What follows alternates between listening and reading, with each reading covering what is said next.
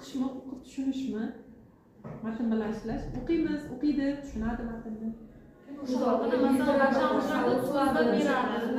O'shani og'zaki bayon qilib beradi. Mazmun bilan faqat o'qish tezligida emasda, uni mazmunini tushuntiradi. Mazmunni so'zlab beradi.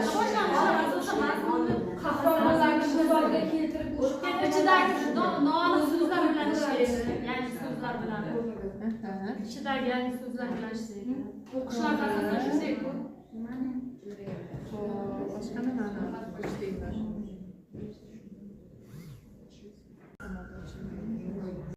Ham bilish kerak. Kesiyot, matn, kopirovat. Takror ishlaydi. Biza bola vaqtdan yutadi. Mana shunday e'tiborlar Osonroq usullari. o'rganish kerak bo'ladi. O'sha kuni endi ularda masalan olinganda bitta matn bilan ishlaydimi? Bundan dalil bilan asoslanishi lozim. Biz juda ko'p joyda eng katta xatoligimiz ketadi, umumiy gapirib ketamiz. O'quvchilarimiz ham doskaga chiqqanda biror bir matnni gapirayotganda umumiy gapirib ketaveradi. O'sha yerda to'xta. Nima uchun shunaqa? Qayerida? Matnda qayerida? Shunaqa deb aytilgan. Qarang. Deb so'rashimiz kerak. Javob matndan dalil bilan asoslanishi kerak. Dalil bilan. Pirusda eng birinchi talablaridan biri. Umumiy qilib mana bu shunaqa bo'ladi, mana bu shunday bo'ladi degan fikr kerak emas. Bunga past ball qo'yiladi.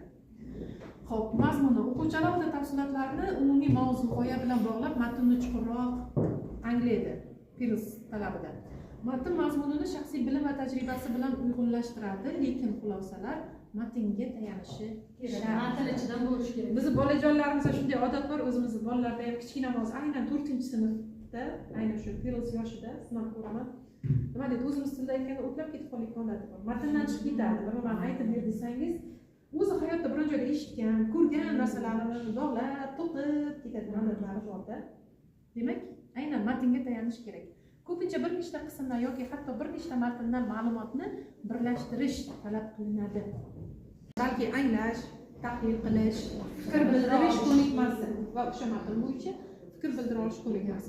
Matn mazmuni asosida tashkil etilgan muhokamalar o'quvchilarning faol fikrlashiga olib keladi. Fikrlashni kuchaytiradi, mustaqil xulosa chiqarishga o'rgatadi, muloqot madaniyatini shakllantirib beradi. 4K ko'nikmasi deb eshitgansiz. Aynan 4K ham mana shularni shakllantirishga asoslangan. Qarang, 4K da aytiladi, o'quvchilarda kommunikativlik, kreativlik, kollaboratsiya, kritik, oxirida kritik. Ya'ni ularni jamoada bilan birga ishlay olishi, o'zini fikrini mustaqil bayon etib bera olishi, muloqotda o'zini fikrini himoya qila olishi